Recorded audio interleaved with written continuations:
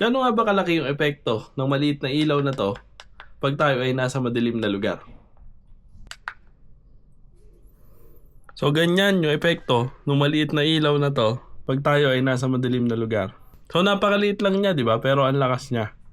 So ganun din tayo mga Christians. Kahit bago pa tayo mga Kristiyano, kahit nito ka pa lang nag-church, no? Basta nagliliwanag sa iyo si Kristo at nagpapabago ka sa ating Panginoon, magiging liwanag ka pa rin sa buhay ng ibang tao. Kaya wag mo lilimitahan yung sarili mo na hindi ka pa marunong mag-share ng gospel. Wag mo lilimitahan yung sarili mo na ito pa lang yung nalalaman mo sa Bible, no? Most of the times, sinasabi ko sa'yo, ang tinitingnan ng ibang tao hindi yung dami mong alam sa Bible, kung hindi, paano binago ni Kristo yung buhay mo. Yun yung magiging liwanag, kahit ganyan palang kaliit na ilaw. Sinasabi ko sa'yo, pag hinahayaan mo magliwanag si Kristo sa buhay mo, siguradong makikita ng ibang tao, lalong-lalo na yung mga taong mahal mo.